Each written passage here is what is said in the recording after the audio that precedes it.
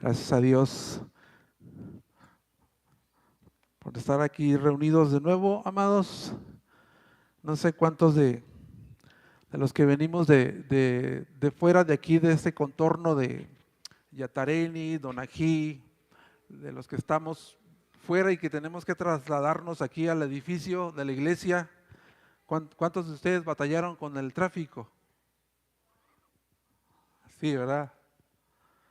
Hoy en la mañana les mandé un mensaje a los muchachos del equipo de adoración y les digo, voy muy tarde, llego 9:30 más o menos.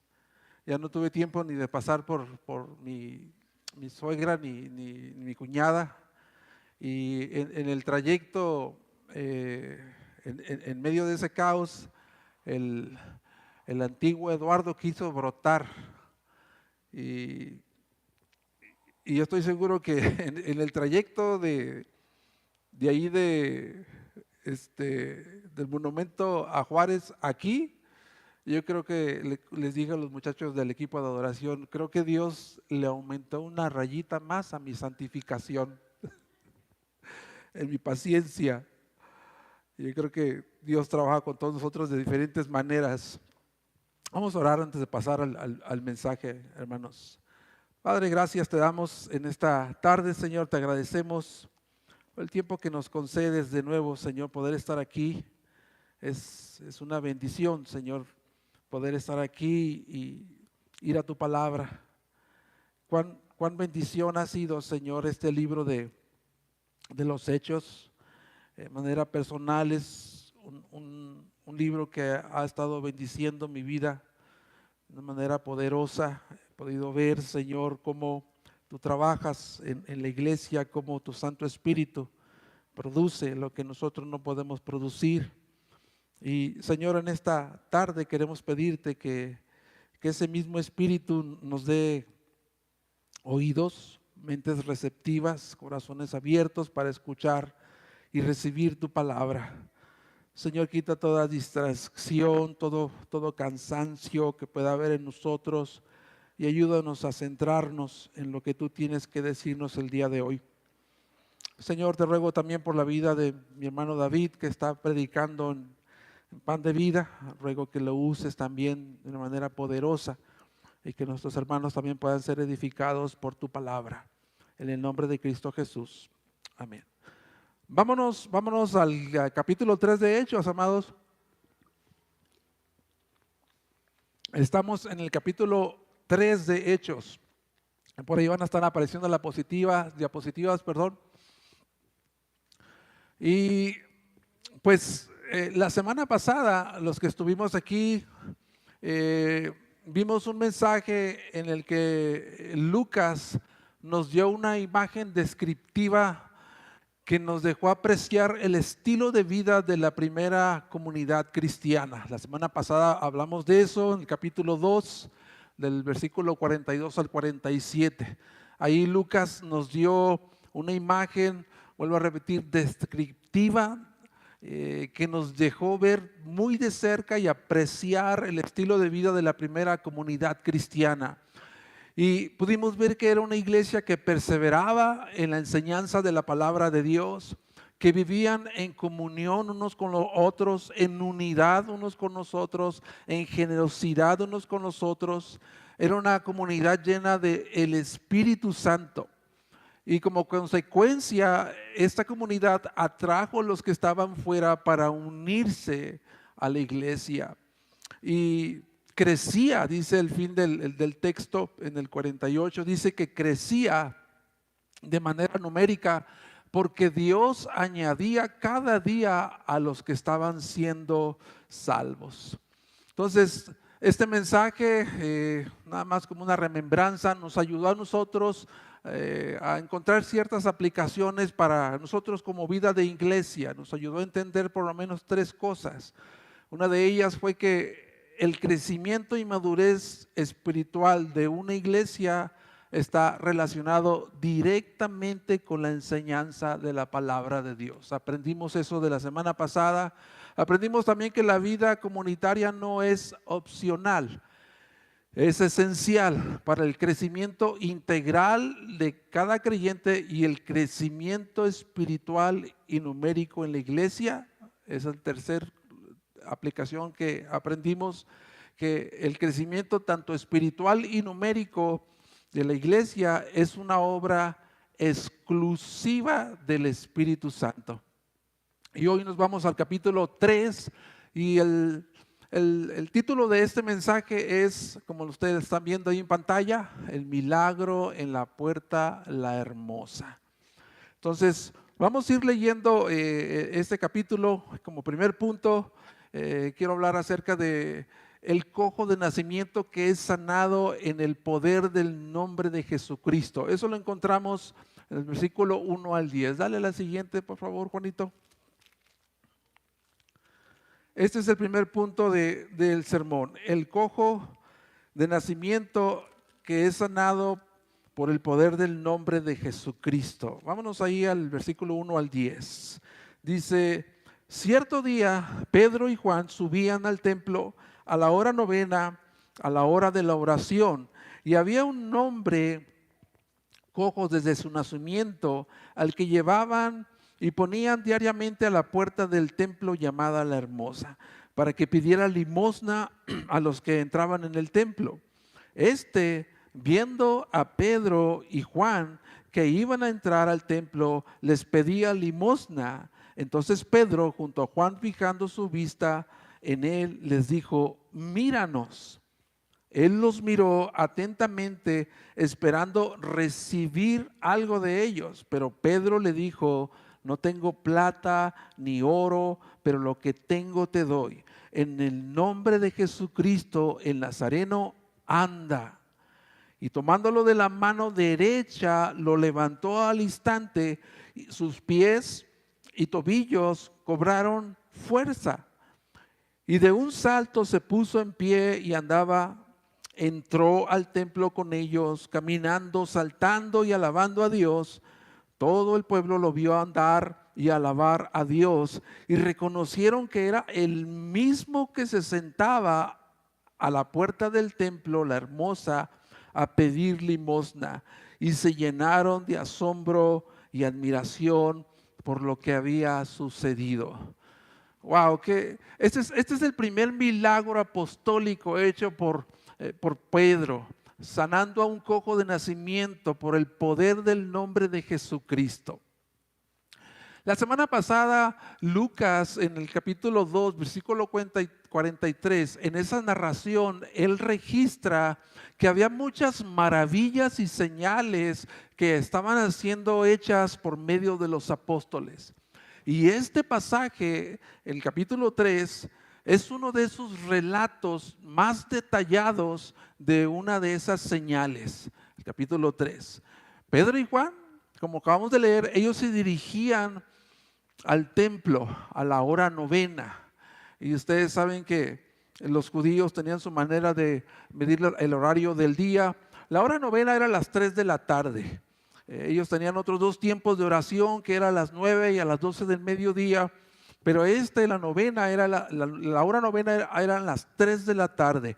Y se cree que, bueno, era el tiempo del sacrificio y era la reunión más concurrida en ese momento.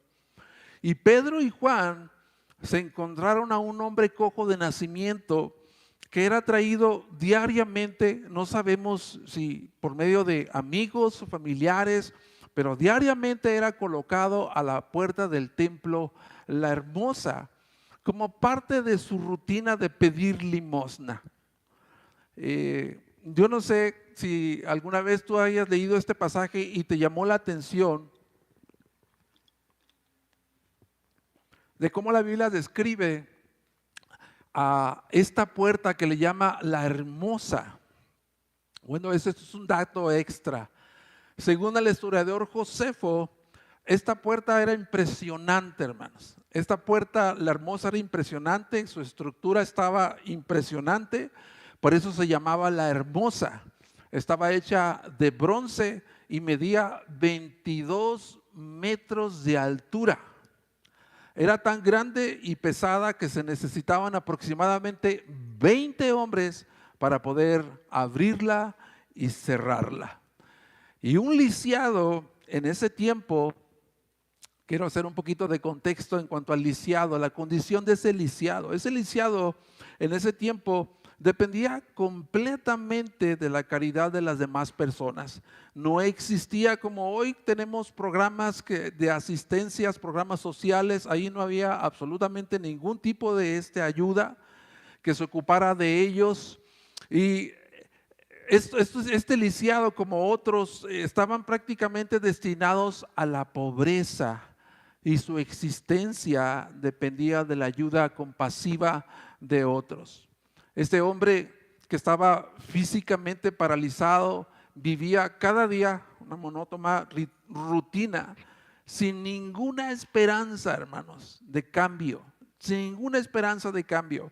Ni siquiera tenía el acceso de poder entrar al templo, estaba destituido porque era considerado como un hombre inmundo. Y este hombre, al ver a Pedro y al ver a Juan, que iban a entrar al templo, les pidió limosna. Y en vez de que Pedro y Juan desviaran la mirada, como muchos hacemos cuando vemos a un hombre pidiendo caridad. Yo creo que, estoy seguro que nos ha tocado ver a alguien, sobre todo las cosas no han cambiado mucho, siempre vemos en cualquier templo a alguien que está pidiendo limosna. Y la mayoría, creo decir, la mayoría de nosotros evitamos la mirada, hacer contacto con esa persona, desviamos la mirada por la condición en la que está esta persona. Pero Pedro y Juan, ellos no desviaron la mirada. Ellos vieron a este hombre que estaba pidiendo caridad y Pedro le dijo, míranos, míranos. Y le dice, no tengo plata ni oro, pero lo que tengo te doy. En el nombre de Jesucristo, levántate y anda. Y tomándolo de la mano derecha, al instante sus tobillos y sus pies se fortalecieron y este hombre dio un salto, se paró de un solo salto y entró al templo saltando, alabando a Dios. El hombre lisiado de nacimiento solamente estaba con la expectativa y con la esperanza de recibir una limosna que le ayudara a sobrevivir un día más, a sobrevivir nada más un día más. Pero Dios le dio vida nueva a través de los apóstoles de Pedro. Dios le dio vida nueva. Este hombre que esperaba solamente un poco, Dios le dio absolutamente todo lo que él necesitaba. Le dio sanidad y le dio salvación eterna en el nombre de Jesús de Nazareno. Y vamos a encontrar el nombre de Jesucristo haciendo una y otra vez énfasis en la predicación de los apóstoles y en las más señales que vamos a ver cuando estemos avanzando en el libro de Hechos. Vamos a ver que el nombre de Jesucristo es un nombre central en la predicación. Es un nombre central cuando los apóstoles quieren atraer la mirada a que Jesucristo resucitado es el que sigue haciendo milagros y señales. El nombre de Jesucristo podemos decir, amados, que no es una fórmula milagrosa, como una fórmula milagrosa. El nombre de Jesucristo para ellos, para los apóstoles y para nosotros debe de representar la autoridad que movió a los apóstoles en el nombre de Jesucristo para proclamar el evangelio en medio de señales y milagros. Ese mismo nombre de Jesucristo fue la fuerza motora que movió a la iglesia para proclamar el evangelio y el recurso que supera todas las riquezas. Invocar el nombre de Jesucristo para ellos y también para nosotros, es decir, que Él es el que reina, el que tiene poder sobre la muerte, sobre el pecado, sobre la enfermedad. Fue en el nombre de Jesucristo que este cojo recibió sanidad. Como alguien bien dijo, la mano que levantó a ese cojo la mano era de Pedro, pero el poder que sanó a ese paralítico era del poder del Cristo resucitado. Ese hombre al instante, dice Lucas, se puso de pie, de un solo salto entró al templo, saltando y alabando a Dios. Ese milagro fue un milagro innegable, porque todos los que estaban ahí reconocían a este paralítico que estaba sentado a la puerta del templo La Hermosa. Y más adelante en el capítulo 4, Lucas nos da el detalle de que este hombre tenía más de 40 años. Este hombre que tenía más de 40 años sentado allá a la puerta causó un asombro y una admiración de los que estaban allí en el templo a la hora del sacrificio y a la hora de la oración. A lo que podemos decir que a esto de que causó el asombro y la admiración de todo mundo públicamente hablando, podemos decir que la obra de Cristo es visible. La obra que hace Cristo es visible. La obra de transformación verdadera de un pecador redimido es percibida, es innegable, y es lo que está ocurriendo en ese contexto con la sanidad del cojo de nacimiento. Nada, hermanos, nada es tan convincente para el mundo que un hombre transformado por el poder de Dios. Nada es tan convincente como para el mundo que un hombre transformado por el poder de Dios. Ese paralítico se convirtió en un testigo público de la gracia de Dios. Él se convirtió en el sermón más elocuente que más que 1000 palabras. Ese paralítico se convirtió en el sermón más elocuente que más que 1000 palabras. El primer milagro entonces apostólico fue una evidencia del cumplimiento de los tiempos mesiánicos anunciado por los profetas, y eso es lo que dice más adelante Pedro. Lo que está sucediendo allí es que este primer milagro apostólico es una evidencia del cumplimiento de los tiempos mesiánicos. Mira lo que dice Isaías en el capítulo 35, versículos 5 y 6. Isaías 35, versículos 5 y 6 dice: Dios mismo vendrá, mas Él los salvará. Entonces se abrirán los ojos de los ciegos, los oídos de los sordos se destaparán, el cojo entonces saltará como un ciervo, la lengua del mudo gritará de júbilo, porque aguas brotarán en el desierto y arroyos en el Arabá. Esta señal no solamente era una señal de que los tiempos mesiánicos estaban ya cumpliéndose. Anteriormente vimos que Jesucristo en su ministerio terrenal también había hecho señales, sanando a mudos, ciegos, sordos. Pero ahora esta misma obra que Jesucristo hizo con señales que era el Mesías esperado, los mismos apóstoles están haciendo las mismas señales. Y estas señales son, como dijimos en el sermón anterior, son señales exclusivas de la era apostólica. Son exclusivas de la era apostólica. Porque así lo dice Pablo, el apóstol Pablo en 2 Corintios 12:12. Él dice: entre ustedes se operaron señales, las señales de un verdadero apóstol, con toda perseverancia, por medio de señales, prodigios y milagros. Eso es lo que estaba sucediendo en el contexto de la sanidad del cojo. Eran las señales que estaban haciendo los apóstoles, y que Dios estaba vindicando la autenticidad de su mensaje y de sus mensajeros. Eso me lleva a mi segundo punto, que es la predicación del glorioso evangelio de Jesucristo. Dale otro, Juanito. Vamos a leer ahí en Hechos. del 11 al 26, regresando aquí a Hechos 3, 11 al 26. Entonces, después de que vemos a este cojo sanado, estando el que era cojo aferrado a Pedro y Juan, todo el pueblo se llenó de asombro y corrió al pórtico llamado Salomón, donde estaban ellos. Y al ver esto, Pedro dijo al pueblo: hombres de Israel, ¿por qué se maravillan de esto? ¿O por qué nos miran así, como si por nuestro propio poder o piedad lo hubiéramos hecho andar?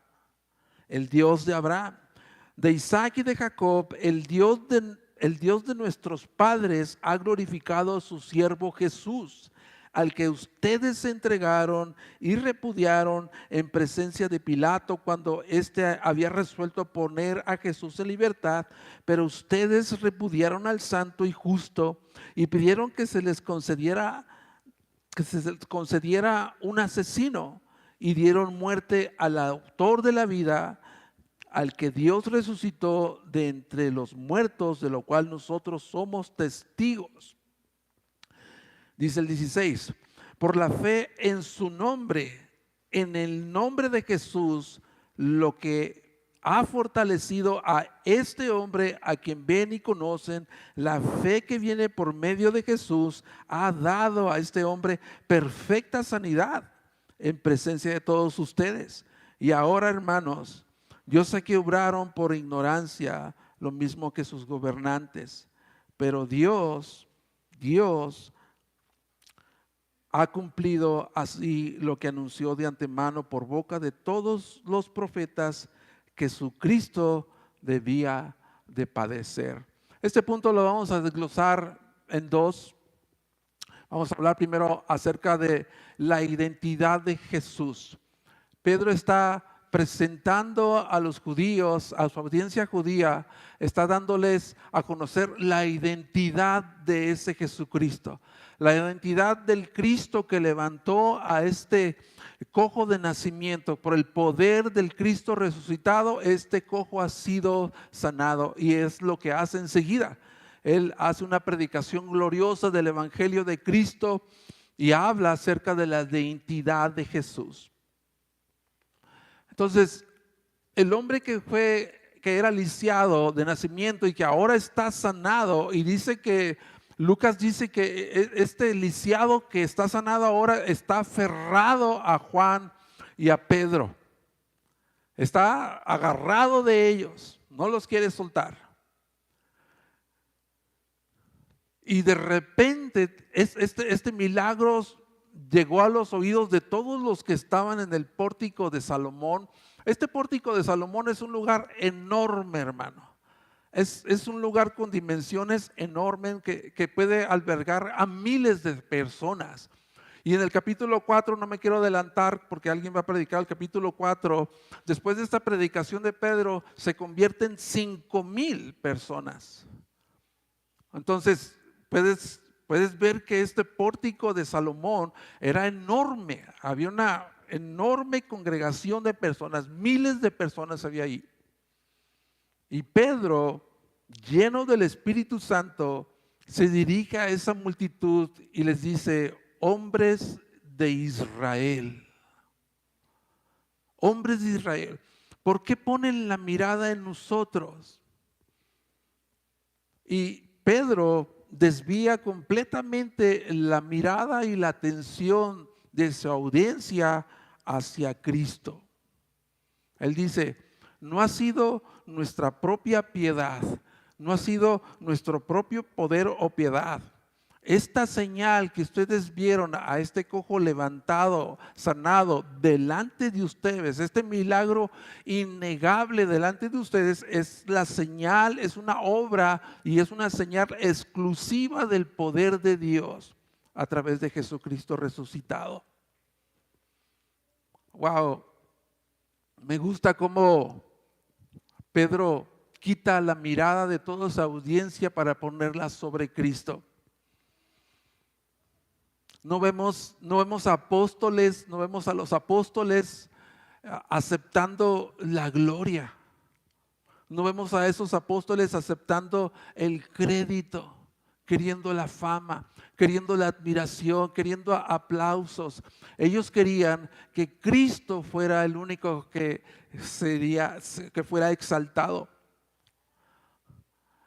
Y es todo lo contrario a lo que vemos en el día de hoy. Es todo lo contrario a lo que vemos del día de hoy. Hoy tenemos celebridades en vez de siervos. Muchos ámbitos evangélicos tenemos celebridades en lugar de siervos, buscando reflectores, popularidad en las redes sociales. Que Dios nos libre a nosotros, hermanos, de querer ser protagonistas y mantenernos en el centro de la congregación, sino mantener a Cristo en el centro de la congregación, porque Él es la cabeza de la iglesia. Y decir como el salmista dijo: no a nosotros, oh Dios, no a nosotros, sino a ti sea la gloria por tu misericordia y por tu verdad. ¿Me pueden traer una botita de agua, alguien, por favor? Dios obra, hermanos, a través de hombres. Sí, Dios toma vasijas, hombres como vasijas que están llenas de grietas, y los usa para su gloria. Pero ¿sabes qué? No pongas los ojos en los hombres, hermanos. Ese es un consejo. No pongas los ojos en los hombres, porque son vasijas agrietadas, imperfectas.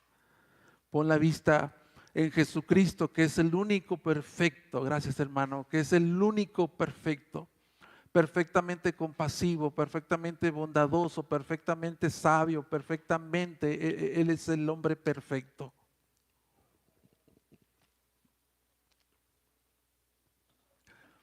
Y cuando vemos a Pedro, hermanos, que tiene asido a ese cojo frente a toda esa multitud, él tiene una oportunidad excepcional para predicar el evangelio, para proclamar el evangelio.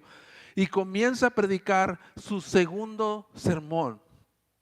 Y su segundo sermón es similar, tiene similitudes, pero también diferencias entre su primero sermón, que fue predicado en el Pentecostés. Pero ambos sermones están centrados en Cristo. Ambos sermones están centrados en Cristo. Están cargados profundamente de una cristología. Centrados en Cristo. Y Pedro comienza su segundo sermón y él se remonta, hermanos, a la historia de la redención de Dios. Y comienza a citar al Antiguo Testamento y empieza a usar adjetivos calificativos mesiánicos que solamente pueden ser aplicables a Jesucristo. Y él les dice a esa audiencia judía: ¿cómo no traer la atención de la audiencia judía cuando vas a hablarles del padre Abraham? Del patriarca Abraham. Él les dice: el Dios de Abraham, de Isaac y de Jacob, el Dios de nuestros padres, ha glorificado a su siervo Jesús. Y eso también estaba profetizado en toda la Biblia. Por citarte nada más a un profeta, que es Isaías. Él dijo en 52:3, el profeta dijo: oigan esto, le dice a Israel: mi siervo prosperará, será enaltecido, levantado y en gran manera exaltado. Y eso es lo que está sucediendo ahí. El Dios de Abraham, de Isaac y de Jacob ha enaltecido, ha glorificado a su siervo Jesús. Pedro inmediatamente, hermanos, llama la atención de esta audiencia judía para revelarles la identidad de Jesucristo. Él es el siervo sufriente del Señor. Él es el siervo sufriente del Señor.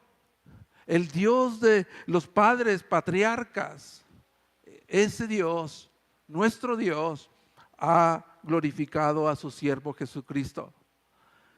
Y lo que sigue es algo que te pone los vellos como el cuero como de gallina. Él les dice, a quien ustedes negaron reconocerle como el Rey y Mesías, ustedes lo entregaron y repudiaron al justo y santo, que es otro adjetivo calificativo solamente aplicable a Dios mismo. Ustedes le entregaron y repudiaron al justo, al santo, cuando Pilato insistía a liberarlo porque no encontraba ningún error para ser castigado, pero ustedes les dice, ustedes pidieron liberar a un homicida y mataron al autor de la vida. Wow, qué paradoja tan asombrosa. La Biblia tiene muchas paradojas. Entre una de ellas dice que hay que perder para ganar, hay que morir para vivir.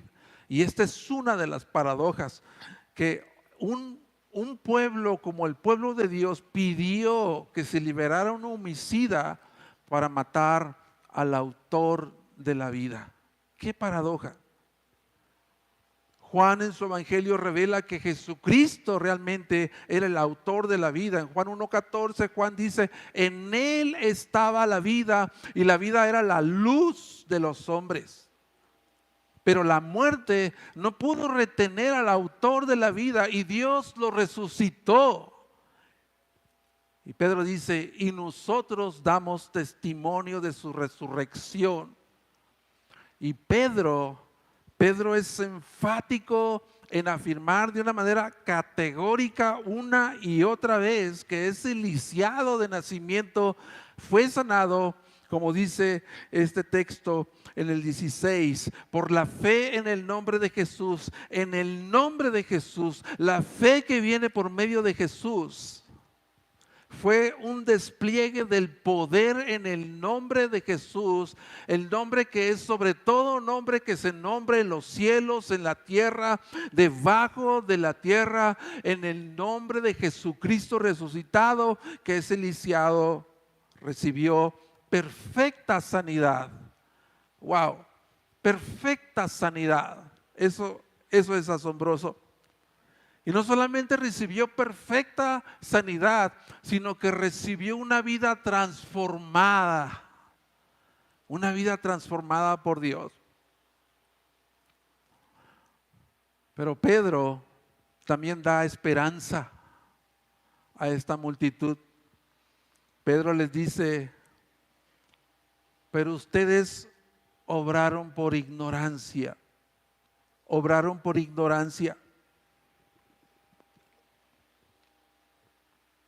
Debido a la ceguera espiritual que había en este pueblo judío, que aún tiene el velo y no puede ver la gloria de Dios. Ellos estaban cegados espiritualmente. Esa era la razón de su ignorancia, no por falta de revelación, porque todos los profetas, no uno, no dos, no tres, todos los profetas hablaron de la venida del Mesías prometido, que era Jesucristo, pero ellos no lo entendieron. Pablo menciona esa misma realidad en 1 Corintios 2:8. Pablo dice lo siguiente, que si los gobernadores hubieran comprendido quién era Jesús, nunca le hubieran crucificado al Señor de la gloria. No obstante, también Pedro les dice que su ignorancia no excusa su culpabilidad. No están exentos de su pecado. Pedro les está diciendo, ustedes son moralmente responsables delante de Dios por rechazar y entregar al Mesías prometido para que padeciera mediante el sacrificio de su muerte en la cruz y su resurrección. Dios lo permitió para que por medio de su muerte y su resurrección, pecadores culpables y enemigos de Dios pudiesen venir a encontrar salvación. Ahora, Pedro les hace un llamado al arrepentimiento, versículos 19 al 26. Por tanto, arrepiéntanse y conviértanse para que sus pecados sean borrados, a fin de que tiempos de alivio, la Reina Valera dice, tiempos de refrigerio, vengan de la presencia del Señor, y Él envía a Jesús, el Cristo designado de antemano para ustedes. A Él el cielo debe de recibir hasta el día de la restauración de todas las cosas, acerca de lo cual Dios habló por boca de sus santos profetas desde tiempos antiguos. Moisés dijo: el Señor Dios les levantará a ustedes un profeta como yo de entre sus hermanos. A él prestarán atención en todo cuanto les diga, y sucederá que todo aquel que no preste atención a aquel profeta, a Jesucristo, será totalmente destruido de entre el pueblo. Asimismo, todos los profetas que han hablado desde Samuel y sus sucesores en adelante también anunciaron estos días. Ustedes son los hijos de los profetas y del pacto que Dios hizo con sus padres al decir a Abraham: en tu simiente serán benditas todas las familias de la tierra. Para ustedes en primer lugar, Dios, habiendo resucitado a su siervo, lo ha enviado para que los bendiga, a fin de apartar a cada uno de ustedes de sus iniquidades. Pedro hace un llamado al arrepentimiento, como lo hizo también en el primer sermón. ¿Recuerdas? Arrepiéntense y bautícense en el nombre de Jesucristo y recibirán el don del Espíritu Santo. Eso es para ustedes y para sus hijos, para los que estén cerca, para los que están lejanos. Pedro también está haciendo aquí un llamado. Pero al hacer este llamado, hermanos, al confrontar esta audiencia judía, Pedro lo está haciendo bajo la llenura del Espíritu Santo. Ese Pedro que vimos antes de la resurrección de Cristo no se parece nada a este Pedro que huyó en el momento que su maestro fue capturado. Pedro está lleno del Espíritu Santo y tuvo el valor y la autoridad para confrontar el pecado de los judíos. ¿Sabes por qué, hermano? Porque es necesario que nosotros reconozcamos, como ellos, también nosotros reconozcamos la gravedad del pecado. La gravedad de su pecado, de estos que entregaron y repudiaron a Cristo, pero la gravedad también de nuestro propio pecado, para que nosotros podamos comprender la necesidad que tenemos de ser llevados a arrepentimiento. La semana pasada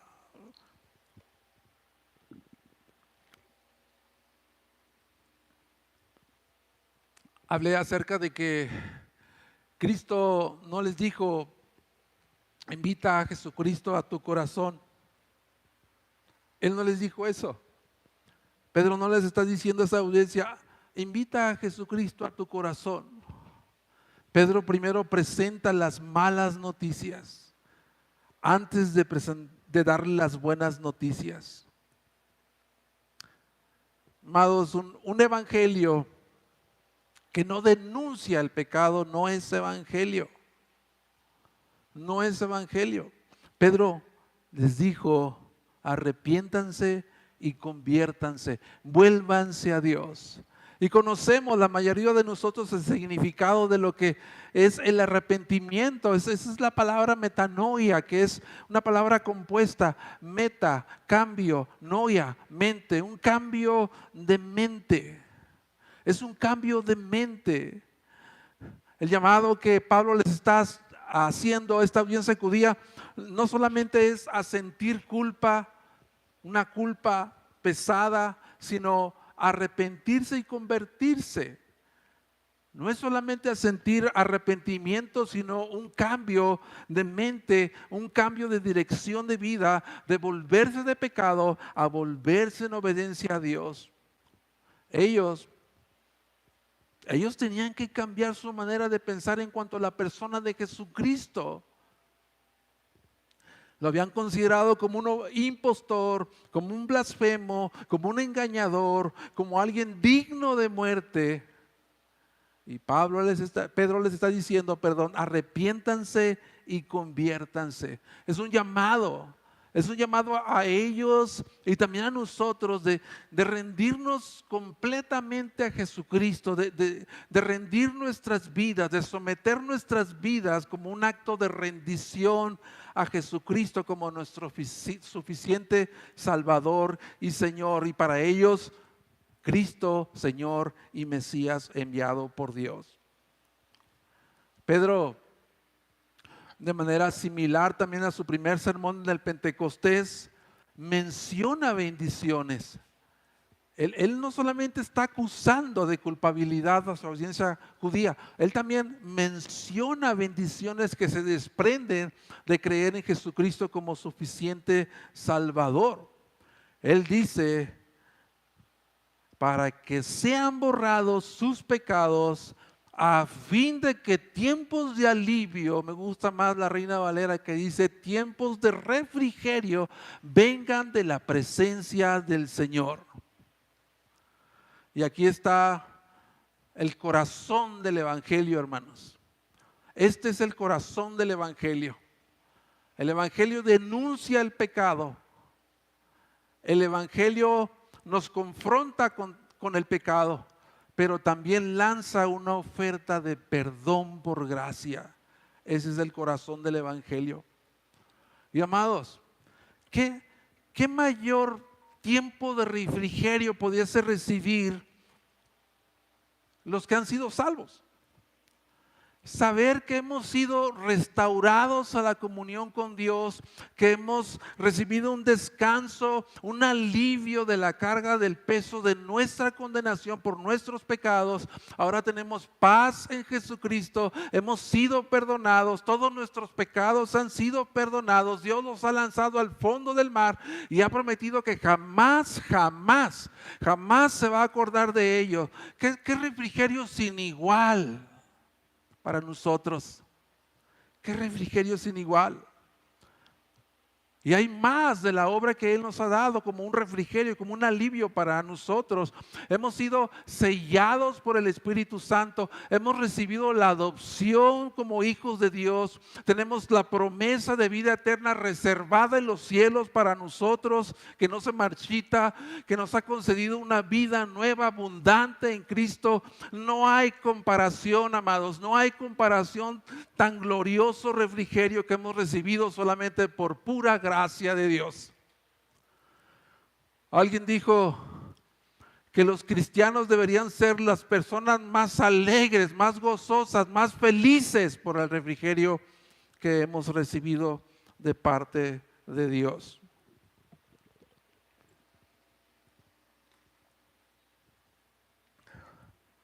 Y Pedro, como lo hizo en su primer sermón, de una manera magistral está conectando la obra de Jesucristo como el Mesías esperado. Él les dice, Pedro les dice y las ayuda a que vean que esta señal de levantar al cojo de nacimiento, una señal visible, es nada más una señal de lo que Dios hará en su creación cuando Jesucristo, glorioso Cristo, regrese en su segunda venida en el día que va a restaurar todas las cosas. Esta solamente es una prueba de que Dios está cumpliendo sus promesas. Y finalmente Pedro le dice a su audiencia judía, él les dice que todas las bendiciones, él les dice que el pueblo de Israel tiene todas las bendiciones que Dios le pudo haber concedido como pueblo escogido. Ustedes son los hijos de los profetas. Ustedes son los hijos de los profetas y herederos del pacto que Dios anunció a nuestro padre Abraham. Y hemos visto, como predicamos en Romanos, hermanos, que este pueblo judío, el pueblo de Israel, era el pueblo más privilegiado sobre la tierra. Ellos recibieron la promulgación de los pactos, la gloria, la ley. A ellos fueron enviados todos los profetas, y el Mesías prometido fue enviado para ellos. No existe. No hay otra nación sobre la tierra a la que Dios prometió bendecir con la simiente de Abraham. Él es lo que está diciéndoles Pedro. Ustedes son el pueblo escogido de Dios.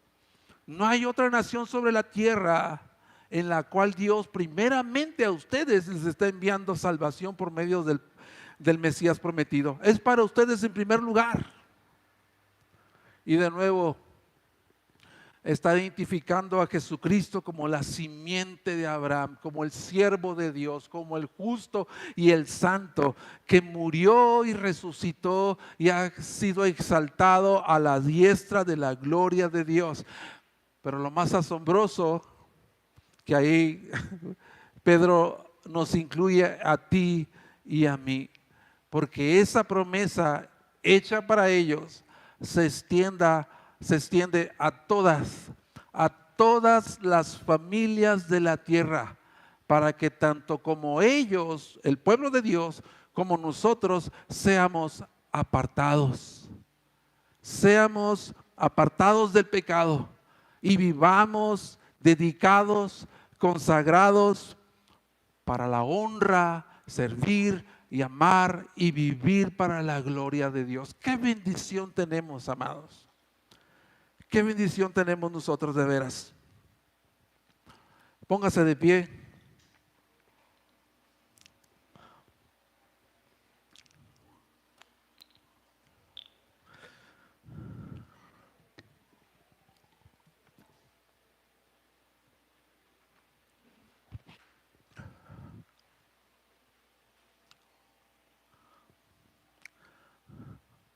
Podemos decir finalmente que el sermón de Pedro nos enseña que Cristo resucitado, el sermón de Pedro nos enseña que Cristo resucitado es la prueba más contundente que Dios cumple fielmente sus promesas y su plan de redención es perfecto.